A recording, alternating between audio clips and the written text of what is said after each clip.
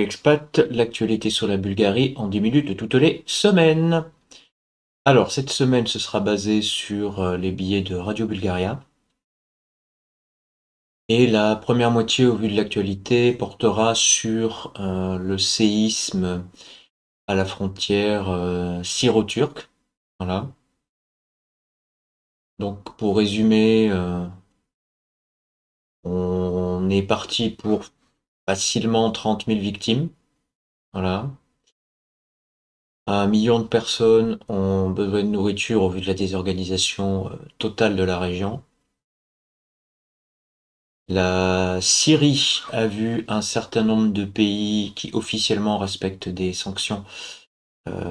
Beaucoup de pays de la Ligue arabe du porter secours. Et la Turquie voit des secours internationaux arriver en masse. Voilà. Donc il y a 32 000 personnes du personnel de gestion de catastrophes et d'urgence en fait turcs qui sont arrivés, ainsi que plus de 8000 secouristes étrangers, dont 2 avions militaires Spartan qui envoyaient personnel de la Croix-Rouge bulgare ainsi que de la municipalité de Sofia avec maître chien. Sur les marchés de Sofia, à partir de lundi, il y aura 7 points de collecte de dons pour ce tremblement de terre, qui seront ouverts 9h à 18h. Donc pour continuer sur la question de la Bulgarie, euh, donc selon un ingénieur en bâtiment nommé Dimitar Koumanov, passé sur Nova TV, il y a fréquemment des lacunes et des compromis avec les normes de sécurité, y compris dans la construction de nouveaux bâtiments.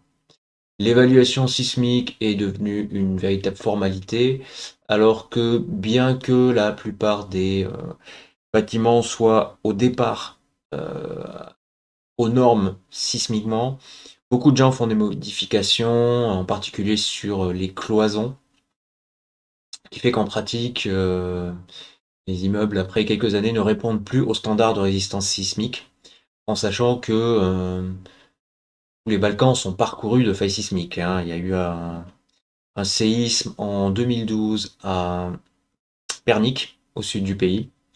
Donc ce n'est pas une question qui se voit de loin, hein. Sachant que le pays qui doit être a priori dans les Balkans le plus touché par les tremblements de terre, on peut penser que logiquement c'est la Grèce. Voilà. Donc à l'écran, une photo des secouristes bulgares et maître chien déjà arrivés sur place. Voilà. Donc selon cet ingénieur, en Bulgarie, la capacité de réaction à des tremblements de terre puissants est égale à 0.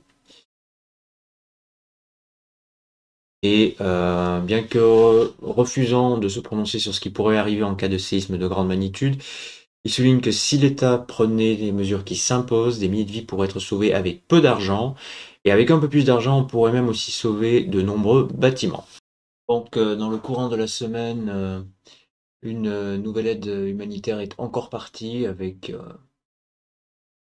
des, des vivres, en fait, le tout coordonné avec les autorités turques, des médecins et même un ingénieur en génie civil spécialisé dans les tunnels pour aller chercher dans les décombres à la recherche de survivants.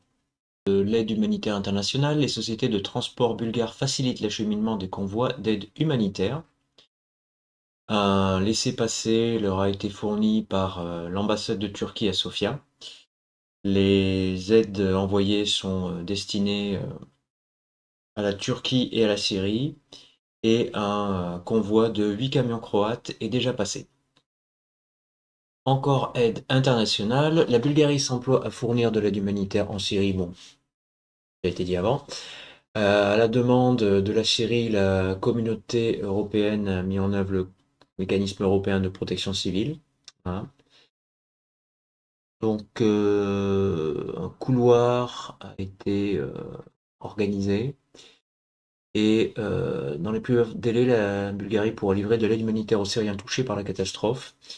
Une décision qui a été prise après que le ministère des Finances des États-Unis d'Amérique ait suspendu les sanctions contre la Syrie pour une période de 6 mois.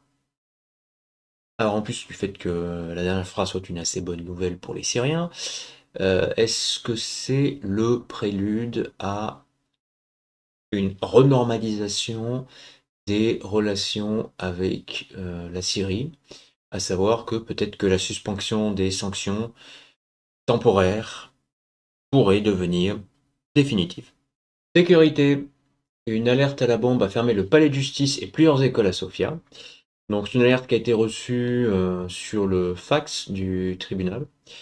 Il a entraîné la fermeture pour toute la journée du tribunal ainsi que d'écoles aux alentours. Une fouille complète, rien n'a été trouvé. Cette alerte fait suite à une alerte ayant eu lieu le 9 février qui avait conduit à une fouille approfondie de l'aéroport de Sofia ainsi que de plusieurs stations de métro. Alors la question se pose, est-ce qu'il s'agit d'un farceur qui va découvrir les prisons bulgares d'ici peu, ou est-ce qu'il s'agit de Simon Gruber qui s'amuse à faire des challenges à John McClane comme dans Le Piège de Cristal 3? Nous aurons la réponse d'ici quelques semaines. International encore.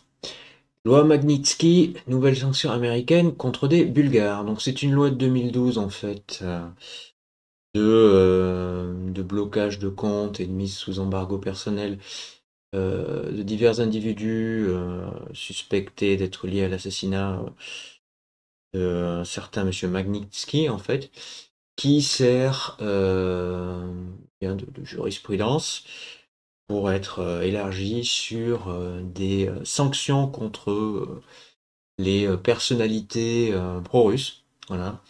Donc la liste vient de se rallonger. On a là bien l'ingérence américaine qui s'invite à l'intérieur de la Bulgarie. Hein. Ça déborde des simples citoyens russes. Pas grande chose à dire, à part que ça vise des membres du Parti socialiste et du GERB. Société. Les Bulgares aiment les voyages, mais préfèrent vivre au pays. 36% des jeunes de moins de 34 ans sont prêts à quitter leur pays d'origine, selon une étude conduite par l'Institut Gallup dans 57 pays au monde. Voilà. Ce pourcentage est évidemment beaucoup plus élevé dans les pays du tiers-monde. Voilà. Et c'est plus la prospérité économique du pays d'accueil que le confort matériel personnel qui semblerait dicter ce choix. Voilà. Des facteurs limitants est la forte identité culturelle. Voilà. À savoir que la Bulgarie, entre la dénatalité, du fait d'une longue période de manque de perspective depuis les années 80, et l'émigration, a perdu 21% de sa population depuis 1990, et selon les projections actuelles, elle pourrait au total perdre 39% depuis 1990 en 2050. Loisirs, la saison de ski est enfin ouverte à la montagne Vitosha. Donc voilà, une bonne nouvelle pour les Sofiotes. Pour ceux qui ne le savent pas, Vitosha en fait c'est une montagne qu'on voit depuis Sofia. Donc en Bulgarie, vous pouvez travailler dans la capitale et aller skier avec un simple transport en commun.